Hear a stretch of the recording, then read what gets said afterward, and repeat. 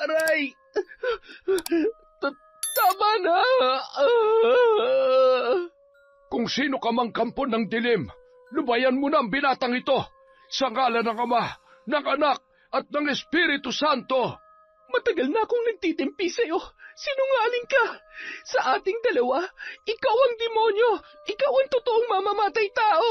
Wala kang konsensya. Huwag kang umastang banal, tanda. Makasalanan ka rin. Hindi ka perpekto. Kaya wag mo kong inuutusan dahil hindi ako mapapasunod ng mahinang nilalang na katulad mo. Tama ka. Makasalanan nga ako.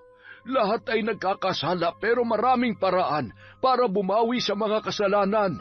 Laging may paraan para itama ang mga kamalian at wala kang karapatang kumitil ng buhay. Taon 2000, Bukidnon. Sa isang baryo sa nasabing lugar kung saan mayroong malawak na taniman ng pinya, napadpad ang dalagang si Angel. Unang tapak niya pa lamang sa baryo ay naramdaman niya na hindi siya gusto ni Larry, ang pinsan ng kanyang kaibigan na si Lalong. Isang araw, hinarang siya nito habang naglalakad sa gitna ng pinyahan. Halata sa itsura at kilos ni Larry na nakainom ng alak dahil pasuray-suray yun. Angel, bigyan mo ako ng pera. Pambili lang ng sigarilyo. Ha? Kung makahingi ka naman para ka may patagong pera sa akin, ano naman ang ibibigay ko sa'yo? Hindi naman pwedeng pati pambisyo ay iaasa mo sa ibang tao. Kung ayaw mo magbigay, di wag. Dami mo pang sinasabi. Alam mo ang pinakaayaw ko sa lahat? Yung pinagdadamutan ako. Pasalamat ka, babae ka. Kung hindi, tatamaan ka talaga sa akin. Mula sa di kalayuan, natanawan ni Lalong ang nagkakairingan na sina Angel at Larry, kaya naman kahit lalamya-lamya ay patakbo niyang nilapitan ang dalawa. Subukan mo lang, dahil kahit babae ako, hindi kita aatrasan. Napakayabang mo. Ganun Masyado kang matapang Halika dito. Ano ba? Bitawan mo nga ako. Dali-dali namang lumapit sa kanila si Lalong, ang pinsan ni Larry na lalampalampa. Oh, ano nangyayari? Pambihira ka naman, pati babae pinapatulan mo. Alam mo naman baguhan lang yung tao dito sa lugar natin, gaganyanin mo pa. Tumahimik ka nga dyan, at lalong wag na wag kang makikialam kung ayaw mo masaktan. Angel, ayos ka lang ba? Halika na nga. Sabing umalis ka dyan Gusto mo talaga madamay Masyado kang pakialamero. Hindi pa ako tapos sa inyo. Wala nang nagawa pa ang dalawa sa pananakit ni Larry kay Lalong. Nadidismayaman ang binata sa inasal ng kanyang pinsan, wala naman siyang nagawa dahil kilalang-kilala niya na ang gawi at mga kalokohan noon. Bagong kasamahan ni Lalong si Angel sa trabaho sa isang plantasyon ng pinya sa Bukidnon. Sa kanila rin nangungupahan ang dalaga. Masayahing tao si Angel, mabait at madaling pakisamahan.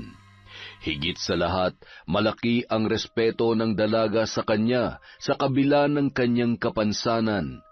Hindi kasi normal ang muka ni Lalong. May pagkatabingi ito at may kalakihan din ang kanyang ilong, dahilan para kutsain siya ng karamihan. Idagdag pa ang kilos niyang medyo mahinhin, kaya napagkakamalan siyang binabae ng iba. Naging kumpulan na siya ng tukso noon pa man, at ang pinsan niyang si Larry ang nangunguna sa pananakit sa kanya, pisikal man o emosyonal. Pasensya ka na talaga, Angel. Nasaktan ka ba? Okay ka lang ba? Ayos lang ako. Ikaw nga tong mas nasaktan sa ating dalawa Salamat ha. Magpinsan ba talaga kayo? Mukhang may masamang espiritu na sumapi sa pinsan mo. Kung pwede nga lang mamili ng pinsan, ginawa ko na Iwasan mo na lang din siya. Baka sa susunod kung ano na namang kalokohan ang sumagi sa kukote ng lalaking yun. Ay, ganun na nga. Umiwas na lang para walang gulo. Baka rin kasi hindi ako makapagpigil Kahit lalaki siya, siguradong kapag naubos ang pasensya ko, hindi pwedeng wala akong gagawin para ipagtanggol ang sarili ko. Pati na rin ikaw. Alam mo na, ikaw lang naman ang kaibigan ko rito. Maiba nga pala ako, wala bang trabaho yan si Larry? Wala eh, paalamunin lang yan sa kanila. Naaawa na nga ako kay Tia eh. Akalain mo, walang trabaho pero ang lakas ng loob magbisyo. Alam mo yun, nung umulan yata ng katarantaduhan dito sa mundo, siya lang ang gising at mas malala, sinalo niya ang lahat. Hay, kawawa naman pala si Larry. Huy, ano nakakaawa sa kanya? Kahit pinsan ko yan, naiinis ako ng sobra sa lalaking yun. Batugan na nga, barumbado pa. Sa totoo lang, yung nanay niyan dapat kaawaan. Hindi niya man lang binibigyan kahit katiting na respeto. Sabi ko nga, naaawa ko sa kanya kasi kulang siya sa pagmamahal sa sarili niya, maging sa ibang tao. Alam mo, Lang, yung mga ganyang klaseng tao, may matinding dinadala at pinagdadaanan yan. Isa pa sa ganyang ugali ng tao, isipin mo na lang kung ilan ang galit sa kanya. Inaway naman tayo ngayon, sigurado darating ang araw, makakahanap din siya na makakatapat niya. Next, ibang klase ka rin pala, Angel, no? Ikaw na nga tong muntik ng saktan, ikaw pa tong naaawa sa kanya. Alam mo kung anong dapat mong maramdaman? Galit. Dapat magalit ka kay Larry. Yun na nga eh, ayaw ko kasing magalit. Baka hindi ko siya matansya. Ibang klase ka rin talaga. Halos araw-araw laging napapabalita sa kanilang baryo ang pag-aamok ni Larry sa tuwing nalalasing at lagi rin itong nadadala sa barangay para pansamantalang ikulong. Kinabukasan ay napapalabas naman siya dahil sa pagmamakaawa ng kanyang ina sa kanilang kapitan. Balita ko nakauwi na ang mabait kong pinsan sa bahay nila. Mabuti naman kung ganon, nakakaawa yung nanay niya, no? Payat na nga dahil sa katandaan eh, namamalimos pa ng awa sa mga kababaryo ninyo. Dapat kasi diyang kay Larry kinukulong sa bayan eh, hindi lang dito sa barangay, para maranasan niya pansamantala kung anong pakiramdam ng nasa loob ng rehas. Eh di mas lalong kawawa yung tiyahin mo, malayo ang bayan, mahihirapan lang siya ng husto dahil tiyak naman na araw-arawin niyang dalawin at dalhan ng pagkain si Larry doon. Ito kasing si Tia eh, nagpapakamartir pa sa kanyang anak na wala namang matinong ambag sa buhay nila. Ganyan talagang mga nanay. Siyempre, gagawin niyang lahat para sa pinakamamahal niyang anak. Ano man ang mangyari, anak niya pa rin si Larry. Ikaw ba, Angel? May nanay ka pa ba? Oo naman, nasa Sikihor siya ngayon. Sikihor? Oo, taga Sikihor kasi kami. Oh, ba't parang naumid na yung dila mo dyan, ha, Lalong?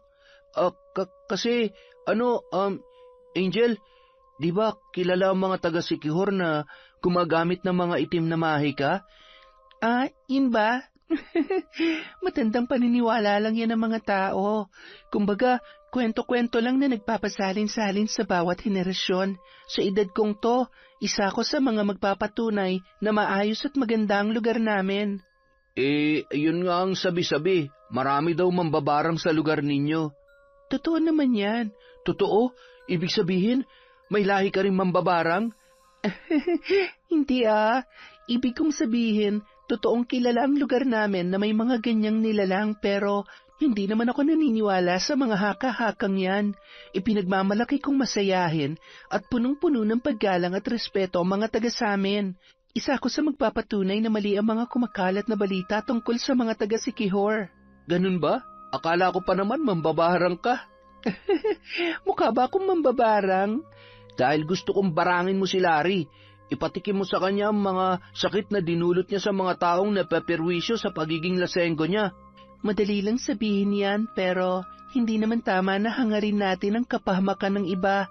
Pero kapag sobra na, edi... Ang swerte naman ng mga magulang mo sa'yo, Angel. Oh, ba't napunta sa mga magulang ko ang usapan? Nakikita ko kasi kung gaano kakabuting tao, kaya maswerte sila sa'yo. At tsak na maswerte ka rin sa kanila. Hindi rin. Iniwan kaya kami ng tatay ko. Maliit pa lamang ako noon. Nanay ko na lang ang nakasama ko. Pero, kinailangan kong lumayo para panindigan ang buhay na pinili ko. Anong ibig mong sabihin? Hindi ka ba nagpaalam sa nanay mo na magtatrabaho ka dito? Lumayas ka ba? Basta, tsaka ko na ikukwento sa'yo. Maiintindihan mo rin pagdating ng panahon. Ewan ko sa'yo, pero sige na nga, sabi mo magtrabaho na nga lang tayo. Araw ng linggo, nagkakasiyahan ang mga tao sa baryo. May mga nagbabasketball sa plaza. Ilang mga binata at kadalagahan ang nagkakantahan sa likod ng court. Ang ilang mga ali ay nagbibingo sa maliit na waiting shed. Naroon din sina Lalong at Angel, tumatambay at nanonood sa mga naglalaro. Walang ano-ano ay nilapitan sila ni Larry. Hoy, tabingi mo ka. Di ba kasasahod nyo lang?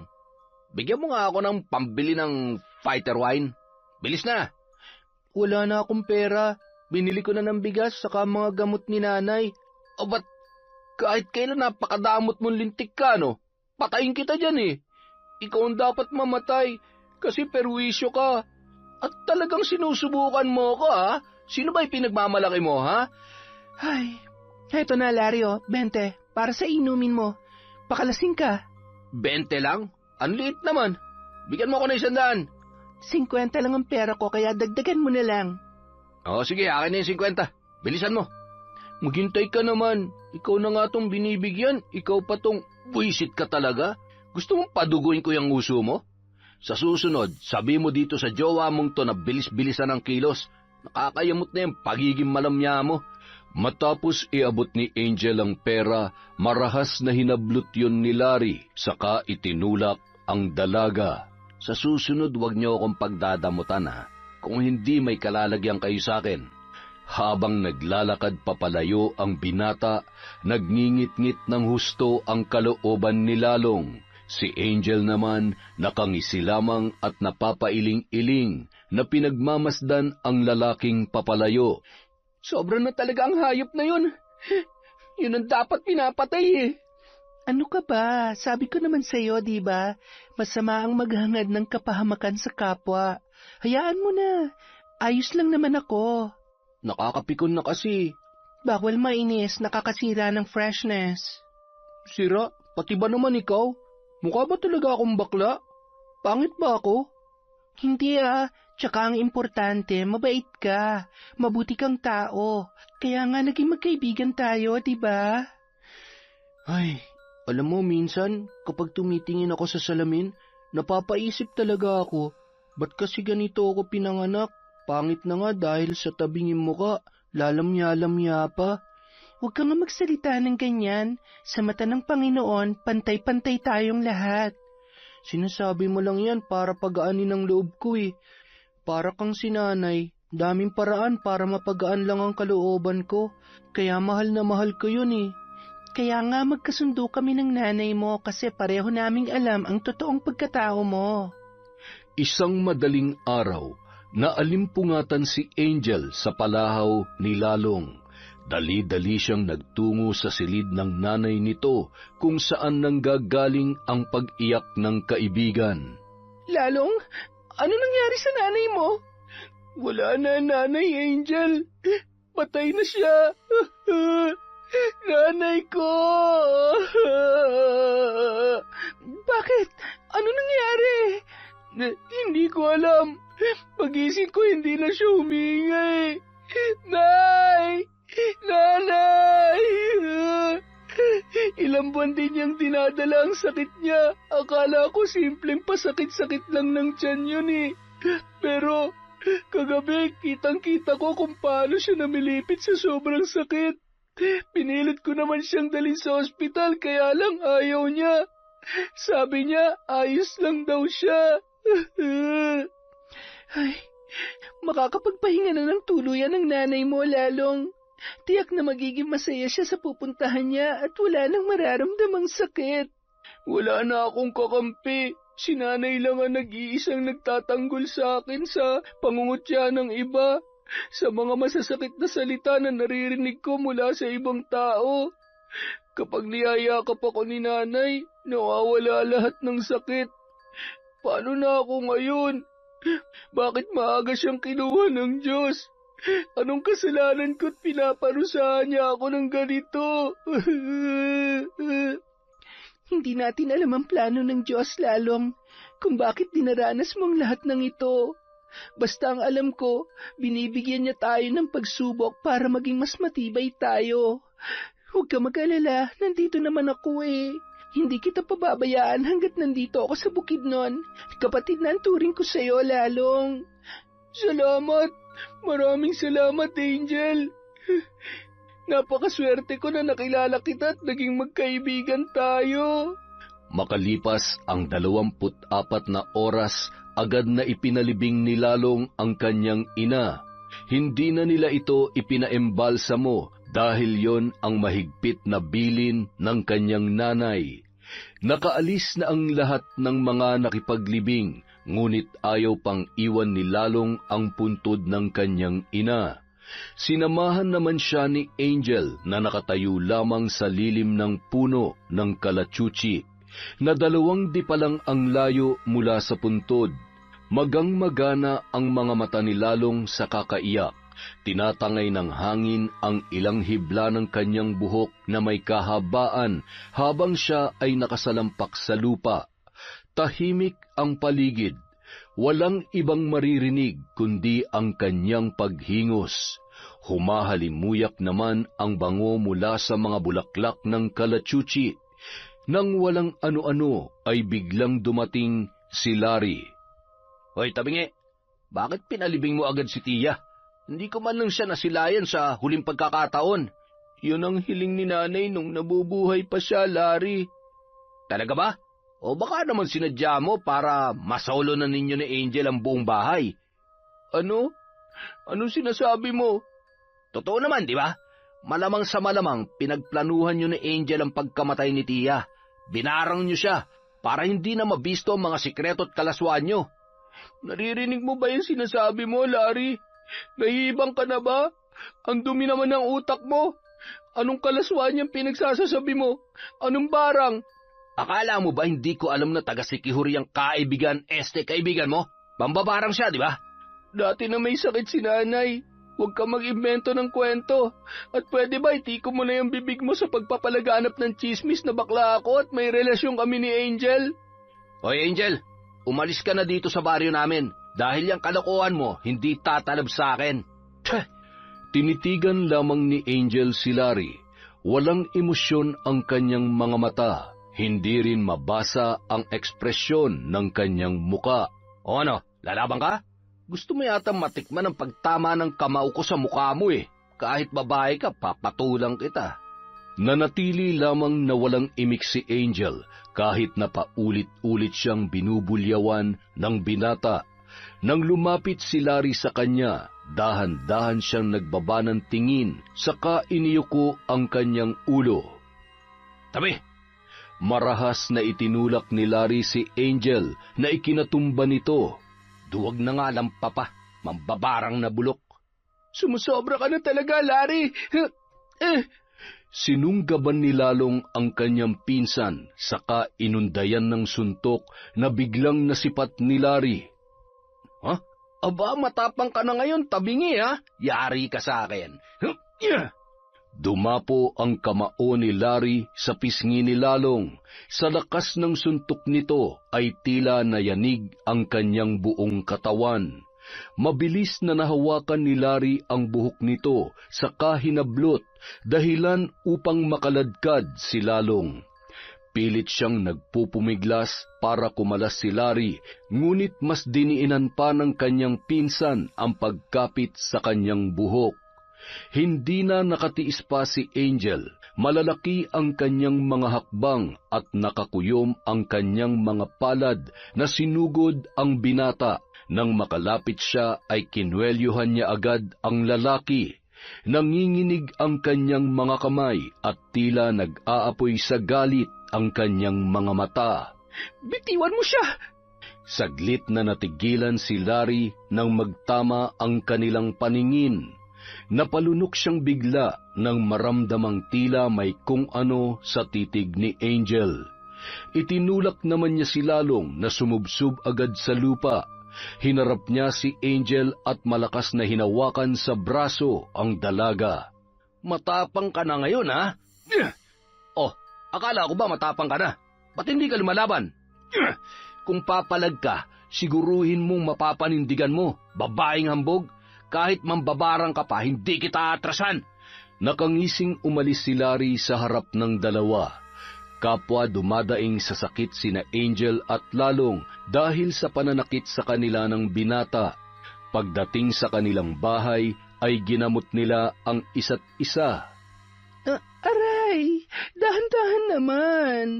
Wala ka bang balak magsumbong sa barangay, ha, Angel? Hayaan mo na, maayos pa naman ako. Kaya ko namang tiisin yung ginagawa niya. Ayaw ko kasi ng gulo. Hindi kasi niya magugustuhan kapag nasagad ang pasensya ko.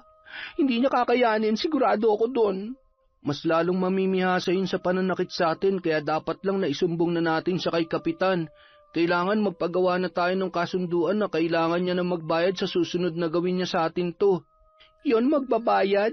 Anong ipambabayad niya ni wala ngang pambili ng sigarilyo? Wala siyang trabaho, diba? Mas lalo lang magiging kawawa yung nanay niya kapag nagkataon. Siyang mahihirapan kung saan kukuha ng pera. Buti ka pa, Angel. May malasakit ka sa iba. Pero wala naman sigurong masama na labanan na natin siya sa susunod. Dayo lang ako rito. Alam ko kung saan ko ilulugar ang sarili ko, Lalong. Isa pa, ayaw ko ng gulo kahit na kaya ko naman siyang labanan. Naglakas loob lang naman ako kanina kasi sinaktan ka niya. Ayaw ko sa lahat ay yung sinasaktan ng mga taong mahalaga sa akin. Makalipas ang ilang linggo, sumugod si Larry sa bahay ni Lalong. Nagkataong mag-isa lamang ang lalaki dahil sa nagtungo sa simbahan si Angel para dumalo sa misa. Tabingi, nasaan yung kaibigan mo mambabarang, ha?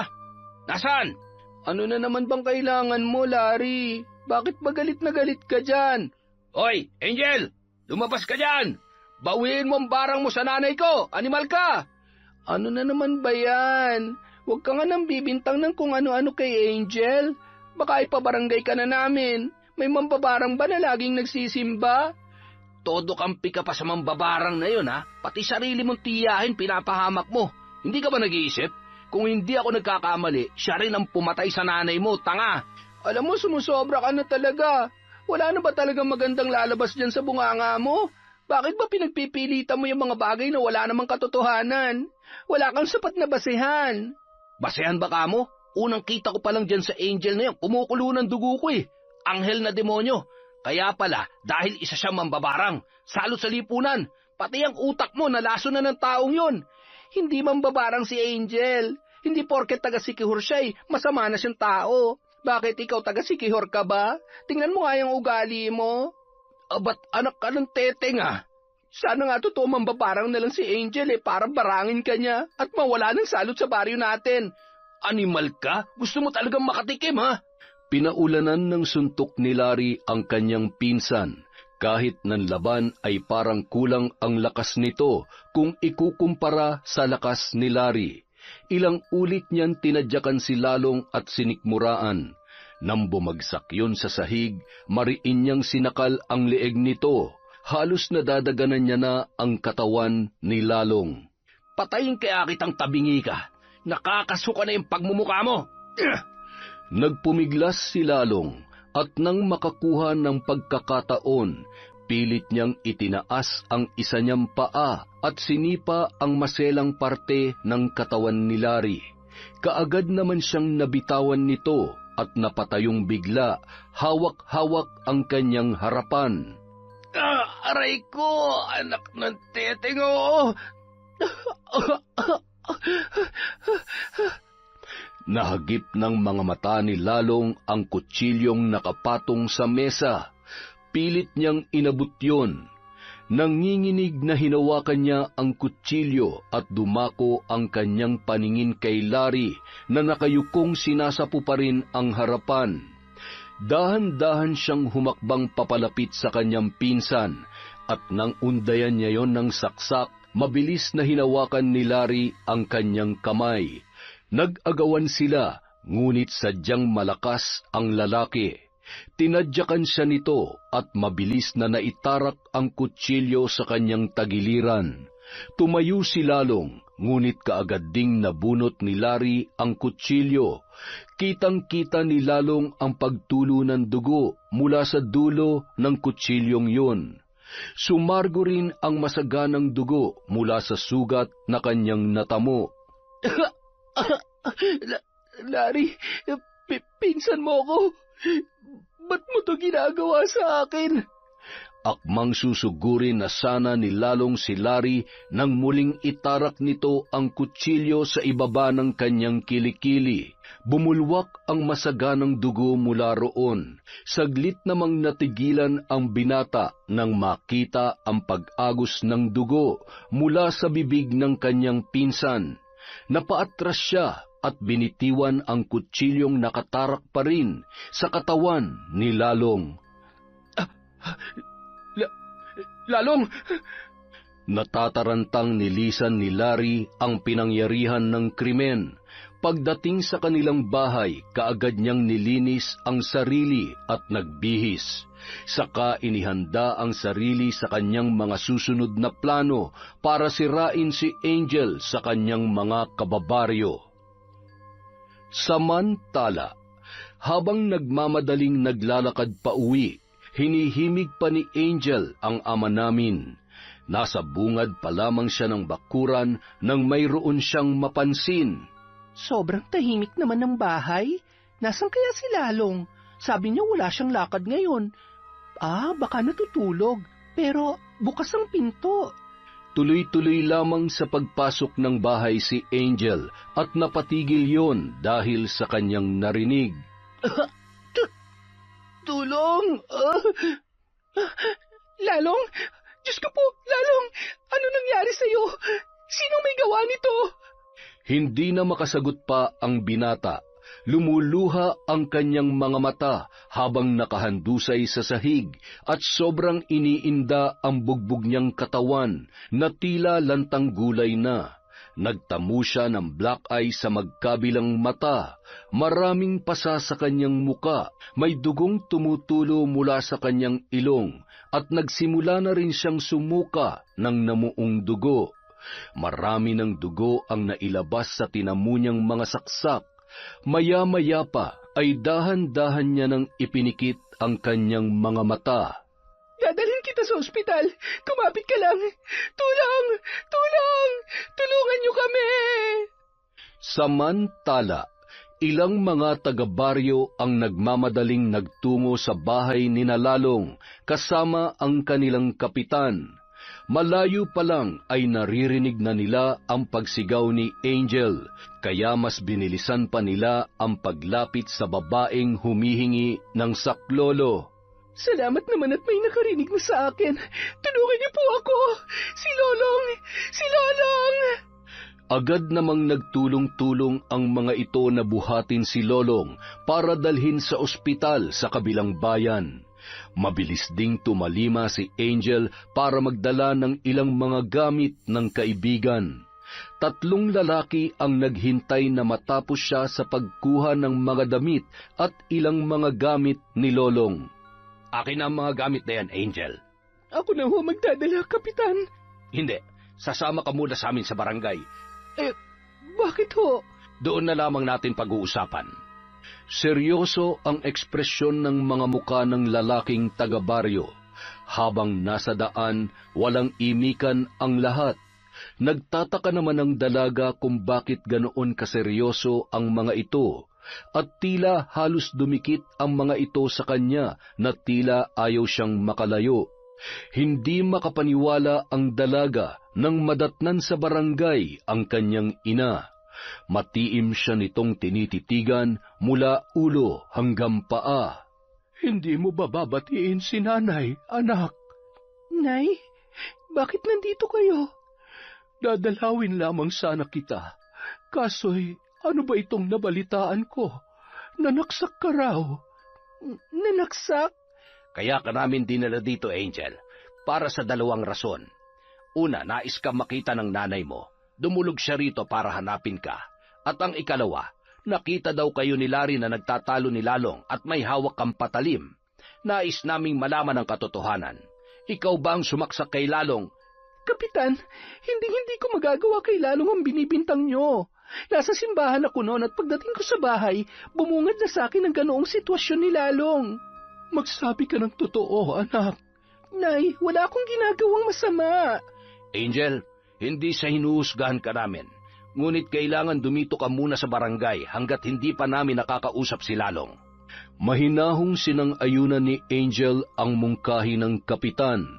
Kasama ng ilang tanod, doon na nagpalipas ng gabi si Angel at ang kanyang nanay. Habang naghahapunan, nabulabog sila nang biglang dumating si Larry na nagsisisigaw habang dinuduro si Angel. Bakit hindi nyo pa pinapasok sa kulungan ng kriminal na yan? Mamamatay taong hayop na yan. Ano bang pinagsasasabi mo, Larry? Huwag ka na magmaang-maangan pa, Angel. Di ba, na one-time barang mo si Tia, pati si nanay ay pinasakitan mo, at maging si Lalong pinagsasaksak mo. Wala akong alam sa lahat ng binibintang mo. Bakit bang init ang dugo mo sa akin? Wala naman akong ginagawa masama sa iyo, ah. Wala ka talaga magagawa masama sa akin, dahil mahihinang nilalang lang ang kain tablan ng barang mo. Umalis ka na sa baryo namin, salot ka! Bago pa lumala ang kanilang pagtatalo, ay kaagad nang umaksyon ang mga tanod para paalisin si Larry. Nanginginig ng husto sa galit si Angel, ngunit kailangan niya maging mahinahon at ikalma ang sarili dahil may sinumpaan siyang pangako. Ang kanyang ina naman ay tahimik lamang na nagmamasid. Samantala, iba't ibang mga aparato ang nakakabit sa katawan ni Lalong. Nakapikit ang kanyang mga mata at unti-unti nang humihina ang pagtibok ng kanyang puso, hanggang sa naging isang linya na lamang ang guhit ng aparato na nasa kanyang tabi. Magandang umaga sa inyo, Angel. Nais ko lamang ibalita na hindi na kinaya ni Lalong ang tinamo niyang pinsala. Wala na siya. Kap, hindi yan maaari. Hindi totoo yan. Sana nga ay hindi totoo. Isang mabuting tao si Lalong. Sayang at isa na namang matinong kababaryo namin ang namaalam. Lalong, ilabas mo lamang ang lahat ng sakit, anak. Nandito lamang si nanay. Sa mismong barangay hall ginawa ang lamay ni Lalong. Napagdesisyon ng 3 gabi lang ang ilalagi nito roon bago tuluyang ihatid sa huling hantungan. Sa unang gabi ay hindi nagpakita si Larry, hindi rin nakapunta ang kanyang ina dahil ilang araw na itong nakaratay sa banig. Samantala, sa loob ng tahanan ni Larry, kinumpronta siya ng kanyang ina. Larry, sumuko ka na kay Kapitan. Sabihin mong ikaw ang pumatay kay Lalong. Ayoko, Nay. Si Angel dapat ang makulong, hindi ako. Paanong si Angel? Ikaw ang pumatay sa pinsan mo. Ikaw! Ano ba? Ako ang anak nyo. Sa akin kayo kumampi, Nay. Gusto nyo bang makulong ako? Gusto nyo ba? Lecheng buhay to. Walang nagawa ang nanay ni Larry, kundi pahirin ang nag-uunahang luha na pumapatak sa kanyang mga pisngi. Mahal niya ang kanyang anak at ayaw niya itong makulong. Kaya napagdesisyonan niyang itago na lamang ang katotohanan. Matanda na siya at ang nais niya ay makapiling ang kanyang pinakamamahal na anak kahit wala itong kwenta sa paningin ng iba. Si Larry na lamang ang natitira niyang kayamanan at gagawin niya ang lahat, mapagtakpan lamang ang mga kasalanan nito. 2 araw ng lamay, naglakas loob na magpakita si Larry doon. Nagkataong mag-isa lang si Angel sa tabi ng kabaong ni Lalong. Ikaw ang pumatay kay Lalong. Mabubulok ka sa kulungan. Alam mo, hindi akong pumatay, Larry. At malinis ang konsensya ko. Ikaw ba? Hindi ka ba binabagabag ng iyong konsensya? Konsensya? Ulul, wala ako nun. Oras na mapatunayan kung may kinalaman ka sa nangyari sa kanya, makakatikim ka sa akin. Ano, babarangin mo rin ako? Sinasabi ko sa iyo, bago mo magawa yun, inuuod ka na sa ilalim ng lupa. Sa mga oras na yun, Gustong-gusto ng saktan ni Angel si Larry, ngunit kailangan niyang pigilan ang kanyang emosyon. Dahil nangako siya sa kanyang sarili na hinding-hindi siya magpapadaig sa galit. Angel, anak, sana pagkatapos ng libing ng kaibigan mo, sumama ka na sa akin pauwi. Nay, kailangan mabigyan ng hustisya si Lalong. Hindi ako aalis dito hanggat hindi ko nalalaman kung sino ang pumatay sa kanya. Ilang araw lang ang lumipas. Kalat na sa mga taga-baryo ang lumalalang sakit ng nanay ni Larry. Nagkaroon kasi ito ng mga pigsa sa buong katawan na nilalabasan ng dugo at nana, at halos araw-araw ay pumuputok at lumalaki ang mga sugat. At dahil nga sa may malasakit ang ilang mga kapitbahay sa matanda, ay pinatingnan nila ito sa isang albularyo. Doon ay napag-alaman nila na binarang nga ang nanay ni Larry. Kita nyo na? Pinagtatanggol nyo pa si Angel? Sinasabi ko sa inyo, siya mambabarang. Binarang niya si nanay para gumanti sa akin. Hindi kasi natalab sa akin ang barang niya, kaya si nanay ang pinuntirya niya. Madalas na kinaiinisan ng mga taga-baryo si Larry dahil nga sa pagiging lasenggo at basagulero nito. Ngunit doble-doble naman ang malasakit nila sa ina nitong mabuting tao. Hindi sana sila maniniwala sa binata, ngunit nang minsang naitanong nila sa matanda kung sino ang pinaghihinalaang ng barang sa kanya, ay sinabi nito na paulit-ulit niyang napapanaginipang humahalakhak si Angel sa gitna ng dilim, habang napapalibutan ng mga itim na kandila. Kaya ganun na lamang ang tumatak sa isip ng mga taga-baryo na mambabarang nga talaga ang dayong dalaga. At ang pagdating niya sa baryo ay planado para maghasik ng lagim. Salitan sa pagdalaw ang mga taga-baryo sa nanay ni Larry, habang ang anak naman nito ay patuloy sa pag-inom ng alak, walang pakialam sa nangyayari sa kanyang ina. Angel, nakarating naman siguro sa iyo ang usap-usapan ng mga taga-baryo. Alam mo, hindi naman ako naniniwala tungkol sa mga barang-barang na yan. Mas naniniwala ako sa medisina at doktor. Ang sa akin lamang ay mas makabubuting umalis ka na lamang muna dito sa baryo natin. Tutal, wala namang makapagbigay ng ebidensya na ikaw ang sumaksak kay Lalong. Kapakanan mo lamang ang iniisip ko. Kapitan, malinis ho ang konsensya ko. Saka nangako ako kay Lalong noon na hindi ko siya pababayaan. Kaya lamang, Angel, wala na si Lalong. Wala na nga po siya, pero hanggang sa ngayon ay malaya pa rin ang kriminal na sumaksak sa kanya. Hanggat hindi ko nakukuha ang hustisya sa pagkamatay ng kaibigan ko, hindi po ako aalis dito.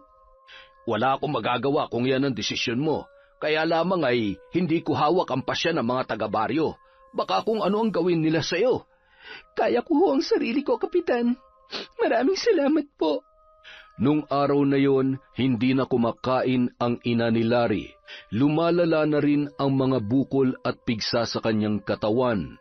Nagtutubig na rin ang kanyang mga sugat at ang iba ay nilalabasan ng maliliit na puting uod.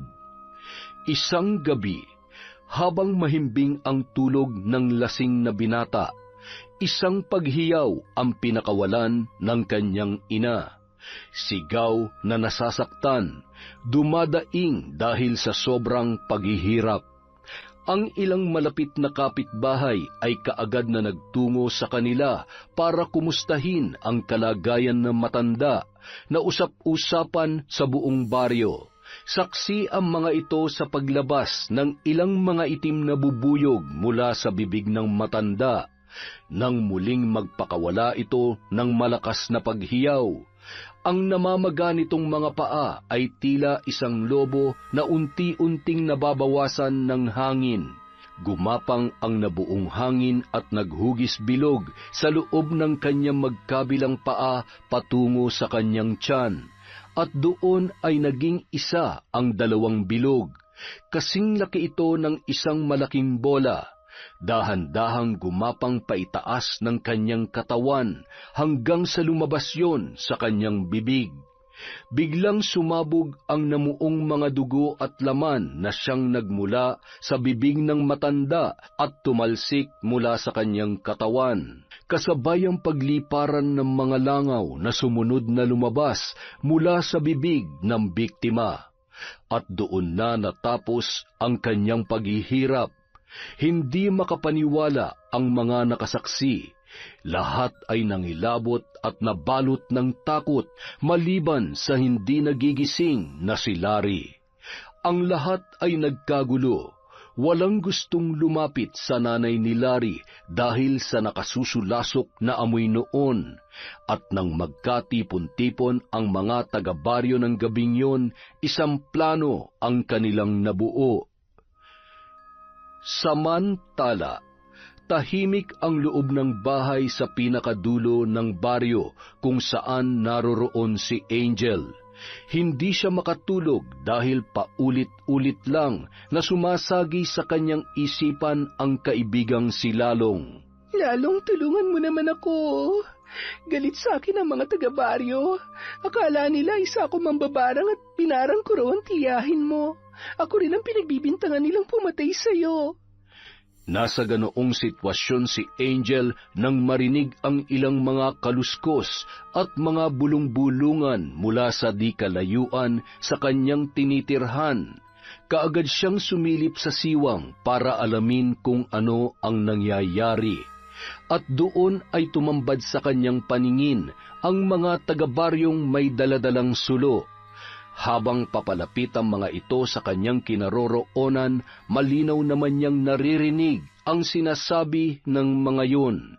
Susunugin nila ang tinitirhan niya kasama ang dalaga.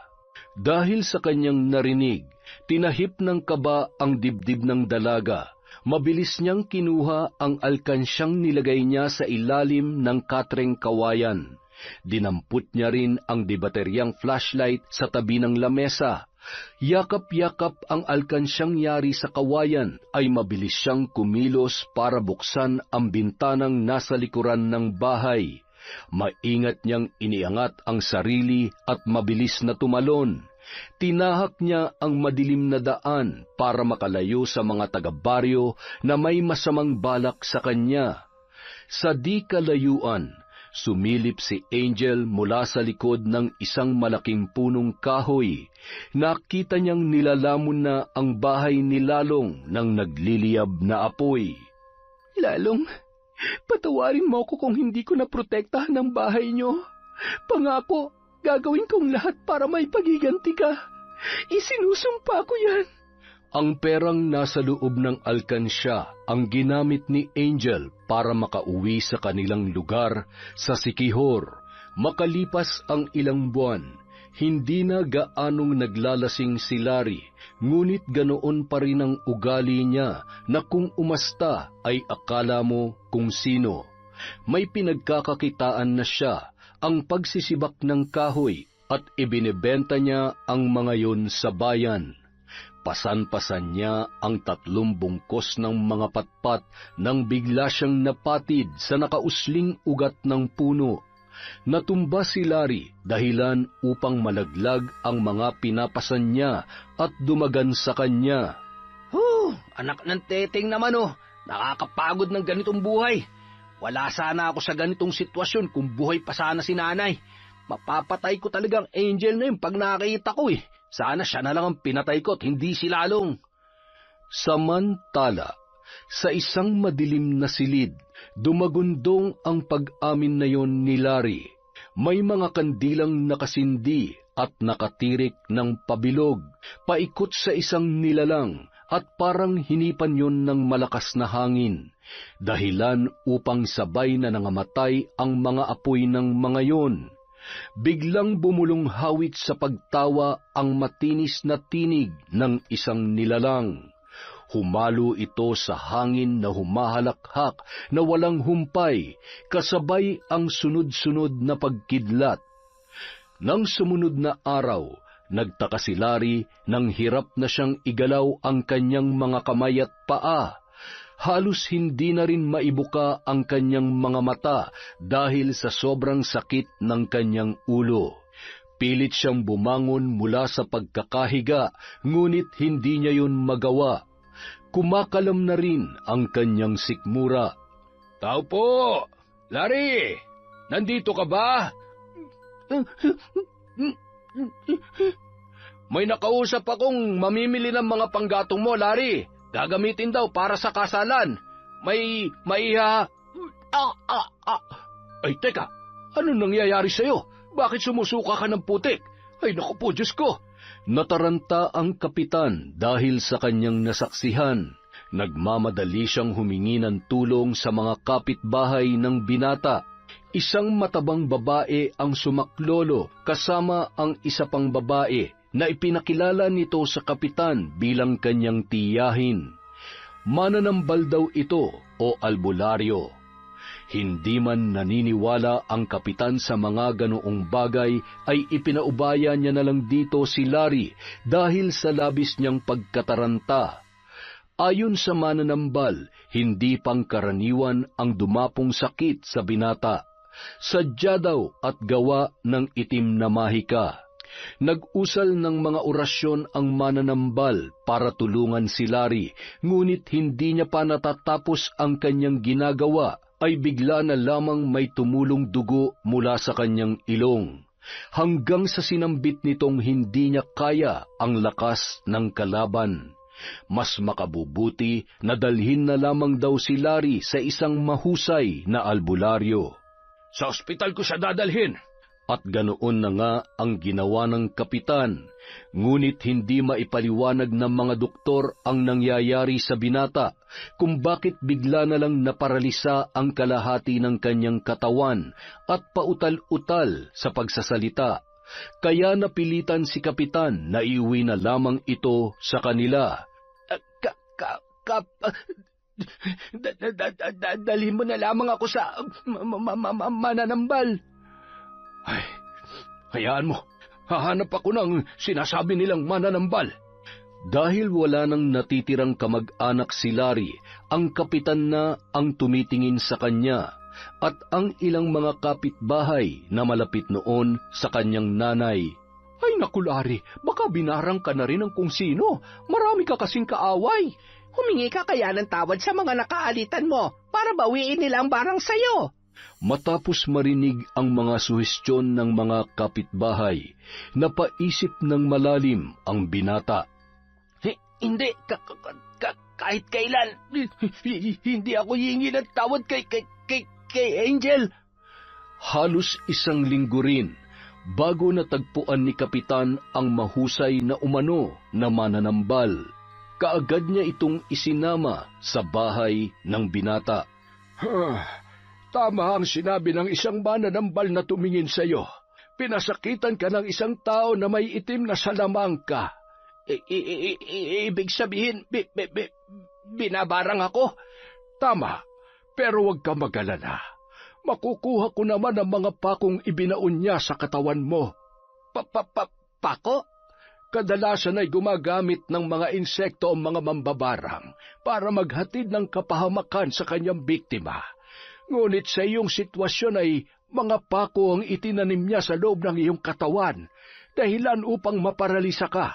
Ay siya nga pala, gaano mo ba pinaniniwalaan ang barang?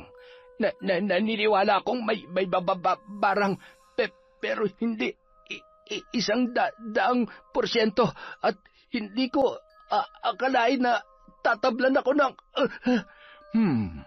Ibig sabihin, naniniwala kang ang barang ay gawa-gawa lamang para maglikha ng mga walang basehang paratang para sa isang taong gusto mong mapahamak at pag-initan.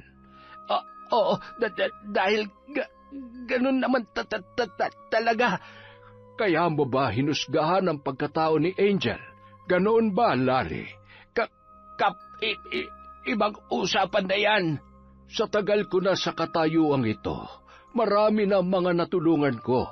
Kung naniniwala ka sa Diyos, maniwala kang may mga nilalang din ng dilim. Diyos? Walang Diyos.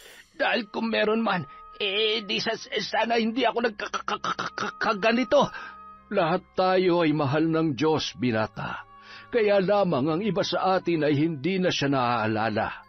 Manalig ka sa kanya. Tiyak tutulungan kanya malampasan ang bawat pagsubok na daraan sa iyo. Walang imposible sa kanyang mga salita. Mananambal ka ba o pare? Ha? Hindi ko kailangan ng sermon mo. Bilang mananambal, mga salita ng Diyos ang gamit ko. Paano kita matutulungan kung wala ka namang pananampalataya sa Kanya? Hindi na kumibo pa ang binata. Ibinaling niya ang kanyang tingin sa labas ng nakabukas na bintana. Kapag handa ka na, ipatawag mo na lamang ako. Huwag ka mag-alala. Nakipagkasundo na ako kay Kapitan na dito muna ako ng mga ilang araw para matulungan ka. Sa pag-iisa ni Larry sa kanyang silid, nanumbalik ang mga alaala ng kanyang kabataan. Masaya silang kumakain ng kanyang ina kahit na bagoong lamang ang ulam. Nabulabog lang ang masaya nilang kwentuhan nang dumating ang kanyang ama. Lasing na lasing yun, pasuray-suray habang bitbit ang bote ng fighter wine na siyang kilalang inumin sa kanilang baryo. Bigla nitong hinablot ang buhok ng kanyang ina at kinaladkad palabas ng bahay. Sinipa ng paulit-ulit dahil sa hindi nito nagustuhan ang kanilang ulam. Inawat ni Larry ang kanyang ama at sa kasamaang palad ay pinagbuhatan din siya nito ng kamay. Walang nagawa si Larry noon kundi ang umiyak habang yakap-yakap ang kanyang kaawa-awang ina. Ilang taon ang nakalipas nung binatilyo na si Larry.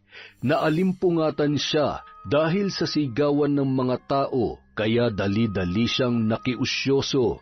Doon nakita niyang pinagtutulungan ang kanyang ama. 4 na taga-baryo ang bumubugbog doon. Imbis na siya ay maawa, ay parang natuwa pa siyang makita na paulit-ulit itong tinatadyakan at pinagpapasapasahan ng mga kalalakihan. Ang kanyang ina naman ay halos himatayin na sa pagmamakaawa na itigil na ang pananakit sa kanyang asawa, ngunit mabilis na nilapitan ito ni Larry. Kinuha niya ang kanyang ina at dinala sa loob ng bahay. Para sa kanya, mas mabuti na ganoon ang sinapit ng kanyang ama para matapos na ang paulit-ulit na pagmamaltrato nito sa kanila. Ilang buwan matapos ang insidenteng yon, nasaksak ang kanyang ama sanhi ng pagkamatay nito.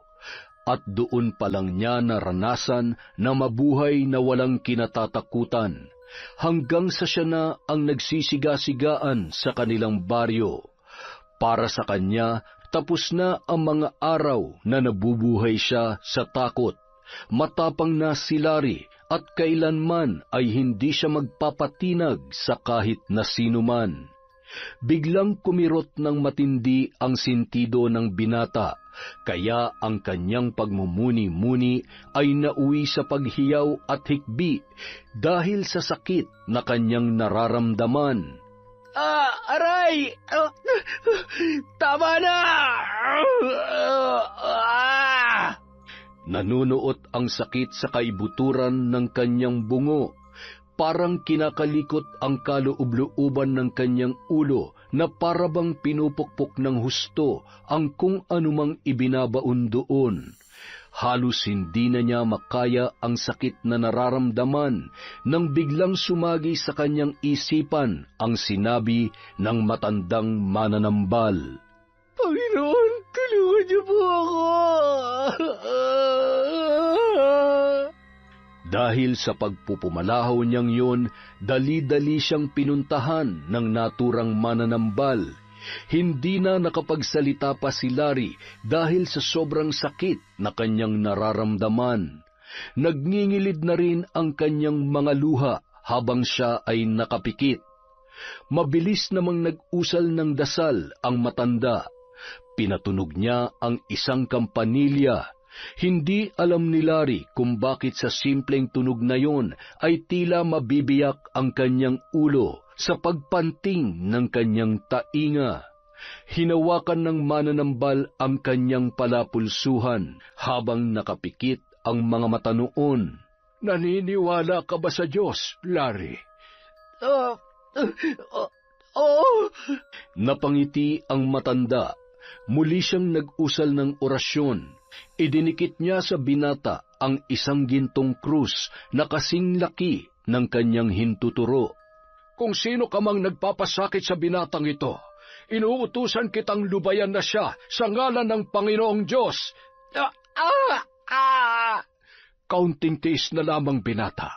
Mapapaalis ko na ang mga ibinaon niya sa katawan mo. Tila nakikipagsabayan ang mananambal sa kabilang puwersa. Pawisan na ito habang bumubuka-buka ang kanyang bibig. Mariing idinikit niya ang maliit na gintong krus sa tuhod ni Larry at paulit-ulit na pinatunog ang kampanilya malapit sa parteng yun. Muling napahiyaw ng malakas ang binata.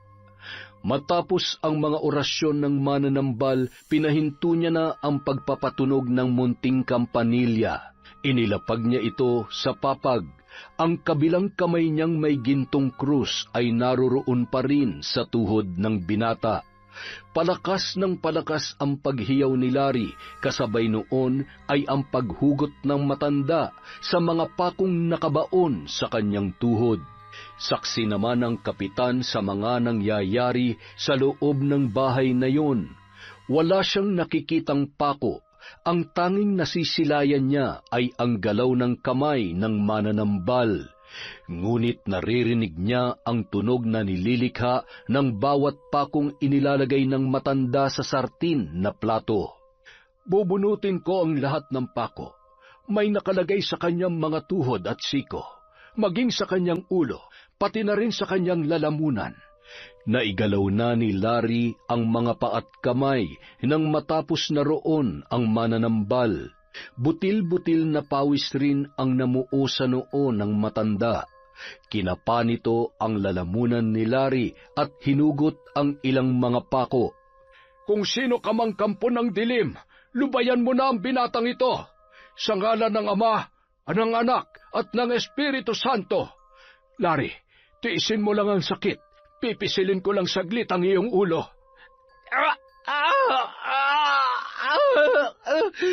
Tapos na. Natapos rin sa wakas. Ano na ang nangyari kay Larry? Nakatulog lamang siya. Huwag ka mag-alala, Kapitan. Paggising niya, magiging maayos na ang kanyang pakiramdam.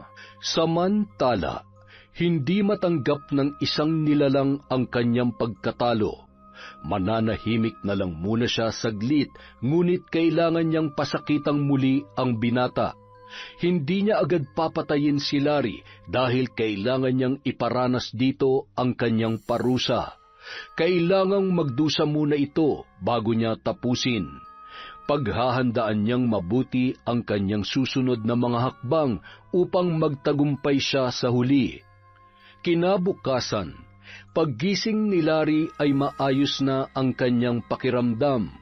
Nakakagalaw na siya ng maayos, tuwid na rin ang kanyang pananalita. Maraming salamat po sa inyo. Sa Diyos ka magpasalamat, binata. Ang paniniwala mo sa Kanya ay nakatulong upang malampasan mo ang pasakit na iyon. Isa lang akong instrumento. Siya ang tunay na dakila. Simula ng araw na yon, itinigil na ni Larry ang pagpapakalunod sa alak. Ipinangako niya sa kanyang sarili na babaguhin niya na ang takbo ng kanyang buhay. Ngayon niya lang napagtanto na naging abusado rin siya katulad ng kanyang ama at napag-isipan niya na bisitahin ang puntod ng kanyang mga magulang. Nay, pasensya na kayo kung ngayon na ako nakadalaw. Miss na miss ko na kayo. Kung pwede ko lang sanang ibalik ang mga panahong naririto pa kayo sa mundong ibabaw. Talagang babawi ako sa inyo, Nay.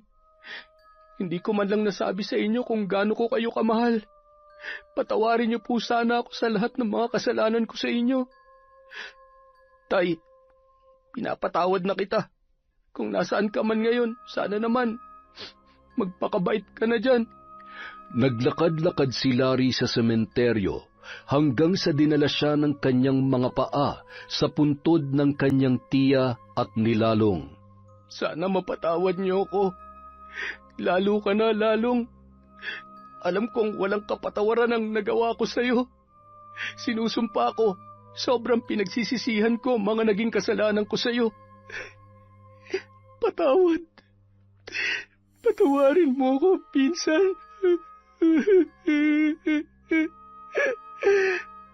Matapos mailabas ni Larry ang lahat ng pagsisisi, pakiramdam niya ay nawala ang bigat sa kanyang dibdib. Akmang lilisan na sana siya sa sementeryo nang biglang napako ang kanyang mga paa, kumunot ng husto ang kanyang noo at kumulo ang kanyang dugo nang makita ang pamilyar na muka. Ang lakas naman ng loob mong pumunta dito, Angel, matapos ang ginawa mo kay nanay.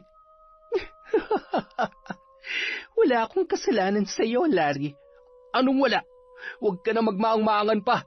Dahil sa barang mo, kaya nawalan ako ng ina, mambabarang ka.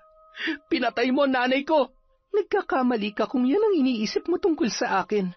Ilang ulit ko bang sasabihin na hindi ako mambabarang? Anong hindi?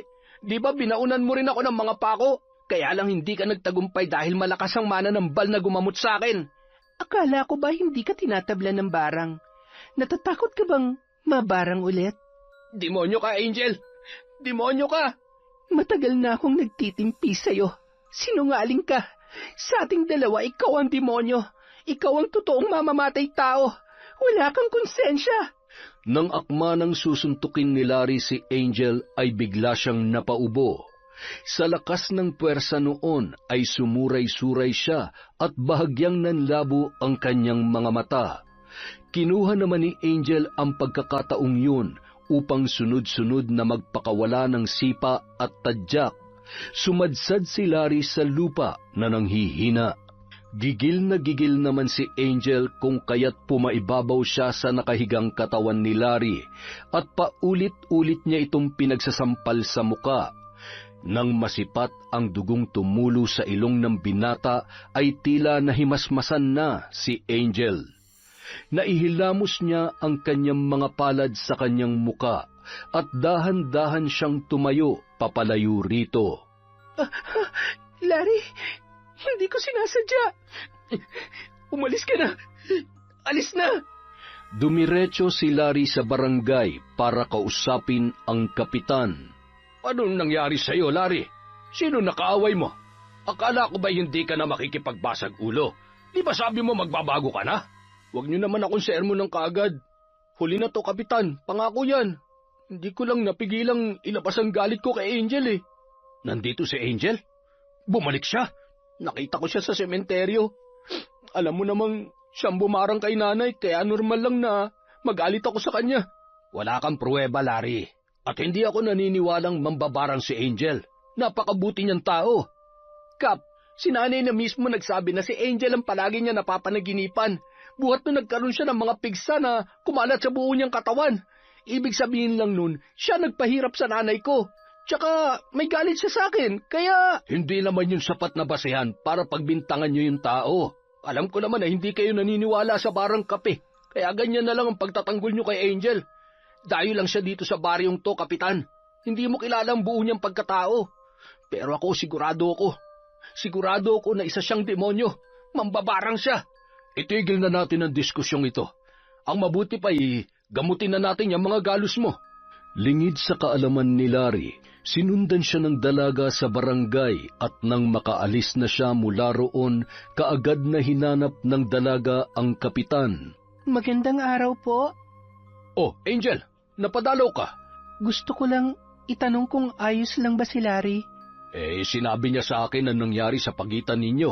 Pagpasensyahan mo na lamang siya kung ikaw ang pinagdududahan niya. Pasensya na po, kapitan. Hindi ko na talaga napigilan ang sarili kong lumaban sa kanya. Kaya lang, nakukonsensya po ako. Malaki na yung pinagbago niya ngayon at nararamdaman kong magkakasundo rin kayong dalawa pagdating ng tamang panahon. Siya nga pala, ikaw, kumusta ka na? Nagkwentuhan ang dalawa hanggang sa dumako ang kanilang usapan tungkol sa pinagdadaanan ni Larry. Alam mo namang hindi ako naniniwala sa barang, pero hindi ko rin maipaliwanag yung nangyari sa kanya. Nasabi po ba ng mananambal kung sino ang gumawa nun kay Larry? Hindi. Sa huling pag-uusap namin, sinabi niyang kusang binawi na mambabarang ang binaon nitong pako sa ulo ni Larry. Hindi niya daw ito nakausap pero naramdaman niyang malakas ang kalaban. Kap, maaari mo bang ituro sa akin kung saan ko matatagpuan ang mananambal na sinasabi ninyo? Abay, oo naman.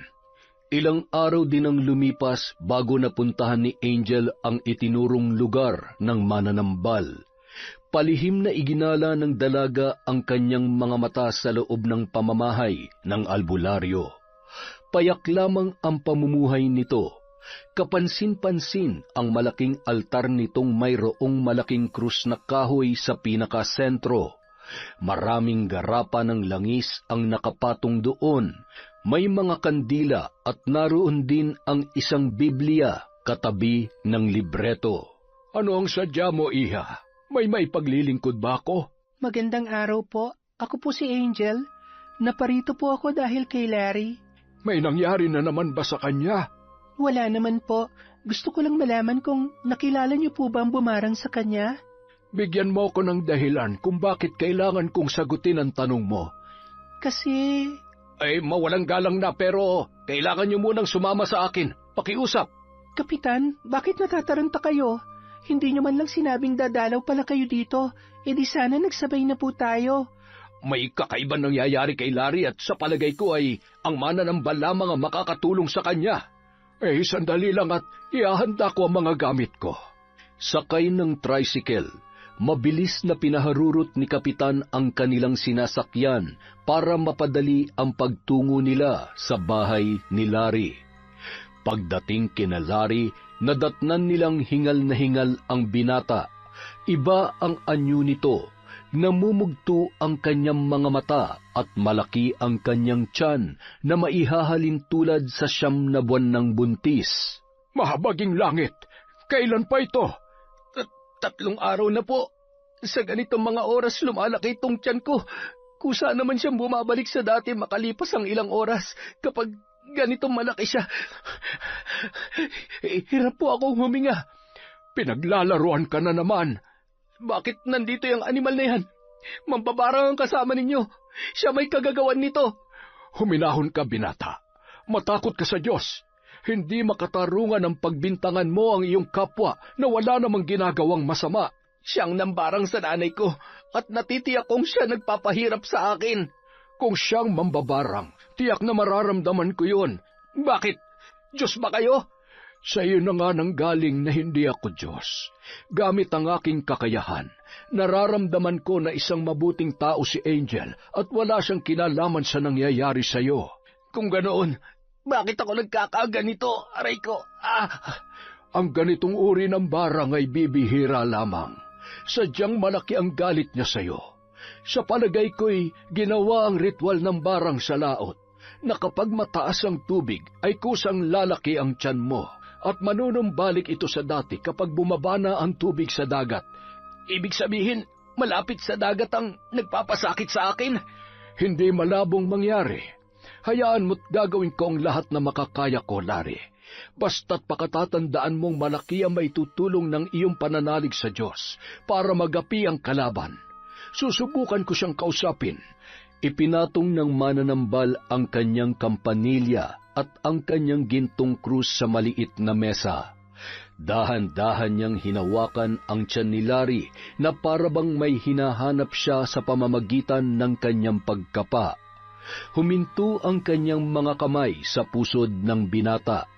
Idiniin niya doon ang gintong krus at nag-usal ng dasal para gawin ang ritual ng pakikipag-usap sa mambabarang. Babae ka ba o lalaki? Magpakilala ka. Biglang naging babae ang boses ni Larry at humalakhak yun. Sino kang pakialamero ka? Magpakilala kang mambabarang ka. Ikaw ang sino? Anong kasalanan ng binatang ito sa'yo? Marami siyang kasalanan. Nararapat lamang yan sa kanya. Bakit mo ito ginagawa? Naghihiganti ako. Inuutusan kita. Bawiin mo na ang barang sa kanya. Sa tingin mo ba gagawin ko ang barang kung basta-basta ko na lamang yan babawiin? Nasa matino pa akong pag-iisip, matandang pakialamero. Sadyang ang wala ka na sa tamang pag-iisip dahil nilamong ka na ng kasamaan. Huwag kang umastang banal, tanda. Makasalanan ka rin. Hindi ka perpekto. Kaya huwag mo kong inuutusan dahil hindi ako mapapasunod ng mahinang nilalang na katulad mo. Tama ka. Makasalanan nga ako. Lahat ay nagkakasala pero maraming paraan para bumawi sa mga kasalanan. Laging may paraan para itama ang mga kamalian at wala kang karapatang kumitil ng buhay. Ganoon ba? Tanong lang, naitama mo na ba ang pagkakamali mo nang iwanan mo ang iyong nag-iisang anak sa Sikihor? Ha? Bakit alam mo yan? Sa narinig ng mananambal, para siyang binuhusan ng malamig na tubig. Tanging siya lang ang nakakaalam ng kanyang sikreto. Paanong nalaman ito ng kanyang kalaban? Ganoon na ba siya kahina? Ganoon na ba kalakas ang kapangyarihan ng mambabarang na kayang malaman ang kanyang nakaraan?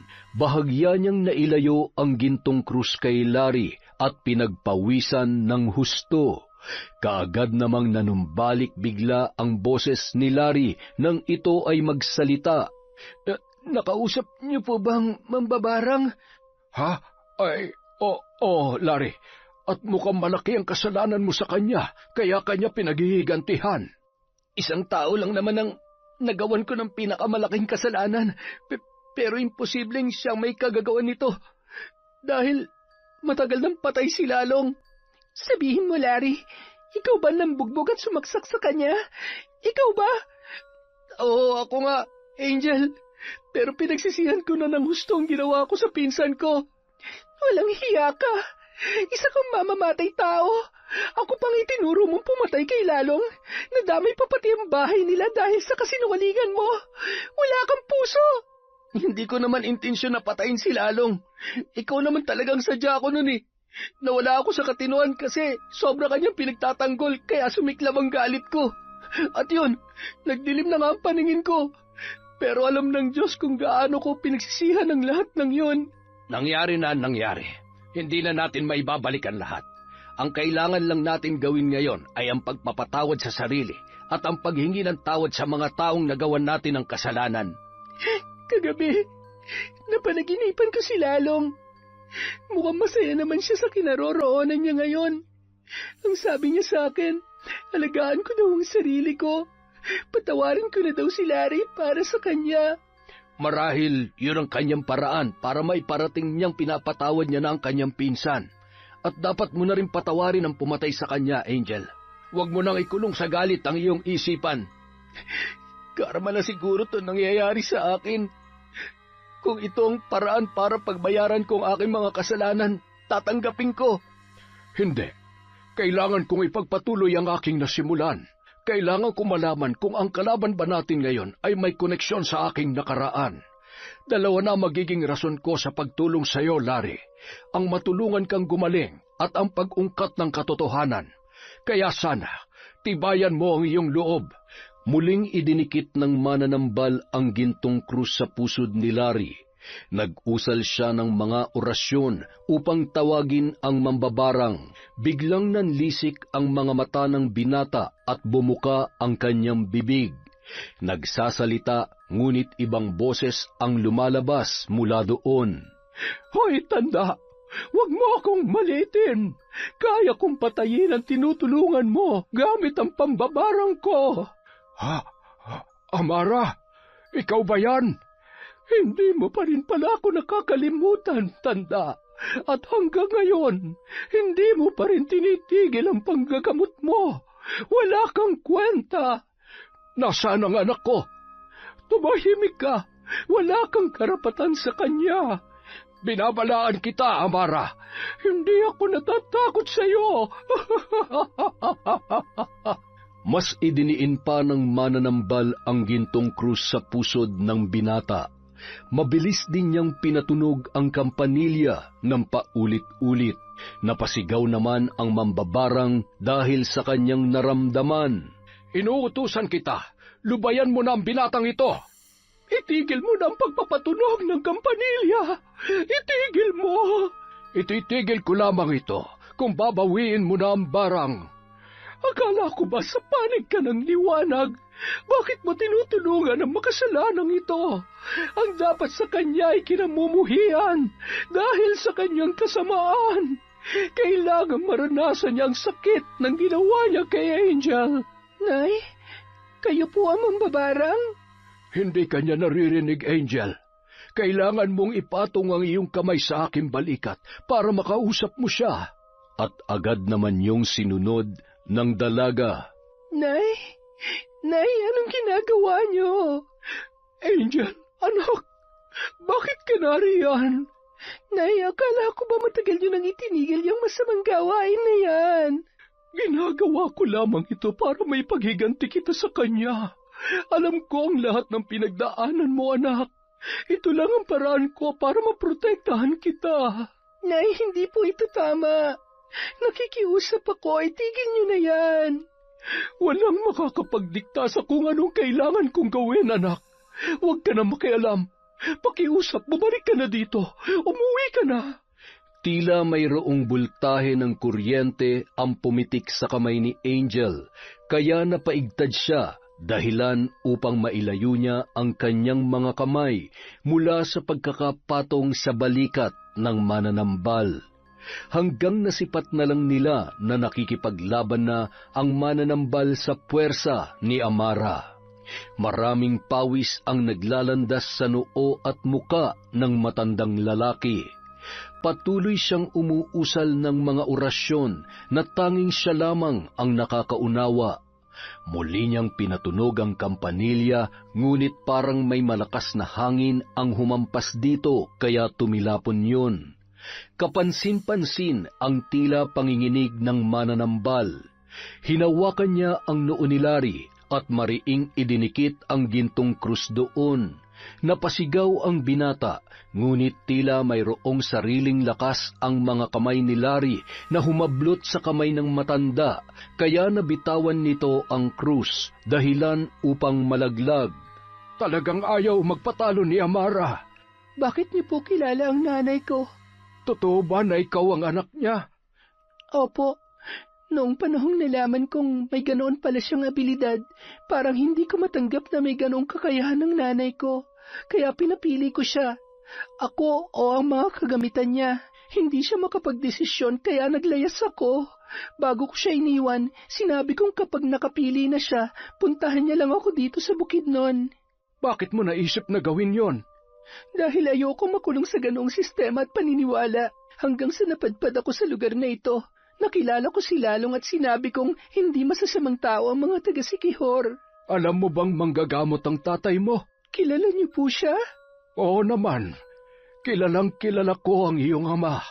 Biglang naubo si Larry at nagulat ang lahat nang bumuga siya ng parang putik na likido. Ang kaninang nakaupong binata ay patagilid na pinahiga ng mananambal. Maputlang maputla na ang kanyang muka at hindi na nakakapagsalita. Halos habol na rin nito ang kanyang hininga. Magpakatatag ka, Larry. Muli na namang pinatunog ng mananambal ang kanyang kampanilya malapit sa tenga ng binata. Pagapang sa kanyang mga balikat, pababa sa kanyang kamay, patungo sa kanyang mga paa. Pagkatapos ay ibinalik niya doon sa may pusod ng binata. Sa nanghihinang paggalaw, dinala ni Larry ang kanyang hintuturo sa sentro ng kanyang noo, sunod sa magkabilang balikat at sa kanyang dibdib. Panginoon ko, patawarin niyo po ako sa lahat ng aking pagkakasala. Iligtas niyo po ako mula sa kapahamakan at taus-puso po akong nagsisisi sa lahat na nagawa kong kasamaan. Sa ngalan ng Ama, ng Anak, at ng Espiritu Santo. Amen. Ibinuka ng binata ang kanyang mga mata na kanina'y nakapikit. Tumingala siya at tila mayroong hinahanap. Angel, patawarin mo sana ako kung ilang ulit kitang sinaktan at pinahamak.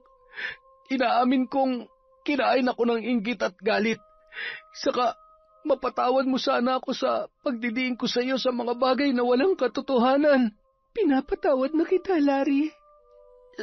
Salamat, Angel.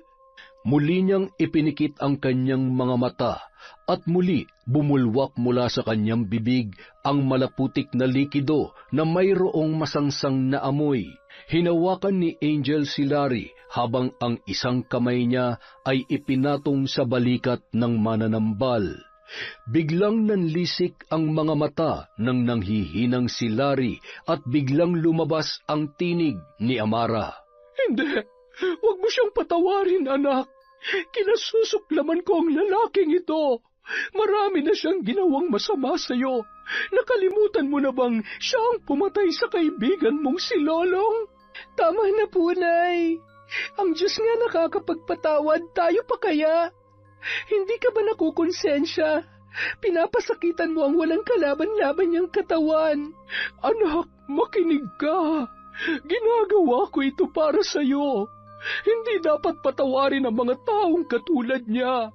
Amara, sana naman, piliin mo ang anak mo sa pagkakataong ito. Minsan mo na siyang ipinagpalit sa mahikang itim. Sana ngayon ay ipaglaban mo siya. Huwag kang makialam. May pakialam ako dahil ako ang kanyang ama. Kung gusto mo magkamabutihan kayo ng anak mo, itigil mo na yan. Hindi na nakapagsalita pa ang mambabarang, hanggang sa nakita na lang nila ang paglabas ng itim na usok mula sa bibig ni Larry. Doon na lumapit ang kapitan. Halos hindi siya makapaniwala sa kanyang mga nasaksihan. Inalalayan niyang makaupo si Larry na nahihirapan pa rin sa paghinga. Ano po ang sabi niyo? Totoo po ba yon? Kayo ang aking ama? Pasensya ka na, anak, kung iniwan ka ni tatay noon. Natakot kasi akong baka hindi kita maprotektahan laban sa iyong ina. Nag-aaral pa lamang akong manggamot noon nang malaman ko ang lihim ng nanay mo. Hindi ko matanggap na may tinatangan siyang ganoong karunungan, kaya umalis ako at naiwan ka sa kanya. Bakit hindi niyo po ako binalikan? Hindi na ako nagkaroon ng lakas ng loob. Dinaig na ako ng takot na baka kamuhian mo ako. Patawarin mo sana si tatay, anak.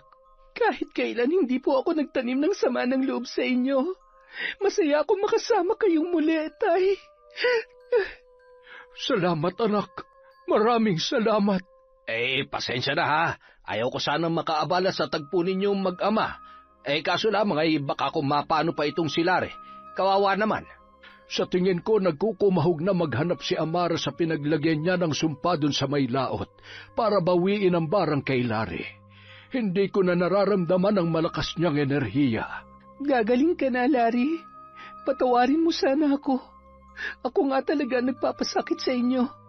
Ngayon naiintindihan ko na ang lahat. Kung hindi dahil sa iyo, hindi ulit kami magtatagpo ng tatay ko. Dahil sa mga nangyari, pinili muna nilang doon na magpalipas ng gabi. Makalipas ang 24 oras, bumalik na sa dati ang tiyan ni Larry at nanumbalik na rin ang kanyang lakas.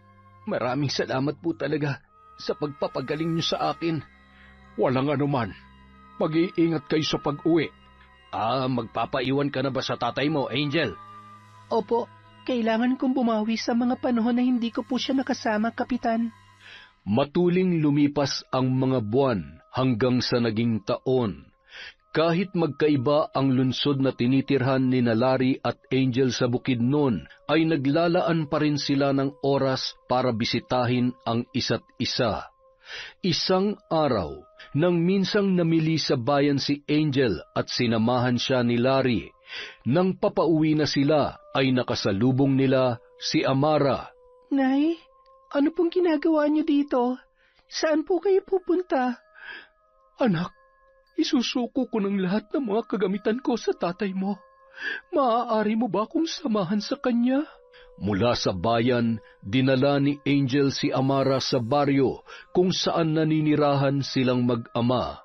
Kasama rin nila noon si Larry na nababakas pa rin ng takot sa nanay ng bago niyang kaibigan. Nadatnan nila roon ang tatay niya na nananalangin sa harap ng altar. Anong masamang hangin na nagdala sa iyo rito, Amara? Naparito ako para isuko ang lahat ng ito sa iyo. Magbabagong buhay na ako para sa aking anak. Inilabas ni Amara ang ilang malalaking garapon mula sa kanyang bag na naglalaman ng mga insekto, alupihan at mga naglalakihang langaw. Kinuha niya rin mula roon ang mga itim na kandilang may iba't ibang hugis, kasama ang ilang mga pako na kinakalawang na. Para sa ganap mong pagbabago, hinihikayat kitang isuko mo na ang lahat sa Diyos, Amara. Lahat ay binibigyan niya ng pagkakataon upang makamtan ang tunay na kapayapaan at kapanatagan sa puso't isip ng mga taong bumabalik sa kanyang kalooban. Maaari mo ba akong turuan at samahan? Taos-puso mo siyang tanggapin sa buhay mo at doon mo mararamdaman ang pagmamahal niya sa iyo. Larry, sana'y mapatawad mo ako sa mga naging kasalanan ko sa iyo at sa nanay mo. Sana'y... Aling Amara, masakit po ang lahat na nangyari. Lahat po tayo'y nasaktan. Pero gusto ko na pong kalimutan ng lahat para makapagsimula ulit. Pinapatawad ko na po kayo alang-alang sa pagkakaibigan namin ni Angel. Pero sana po'y patawarin niyo rin po ako. Hindi niyo naman po magagawa yun kung hindi dahil sa akin. At sana, ipinagdadasal ko po na sana'y napatawad na rin ako ng pinsang kong si Lalong. Sandali lamang. Kaibigan mo lang ba talaga ang aking anak? Umayos ka.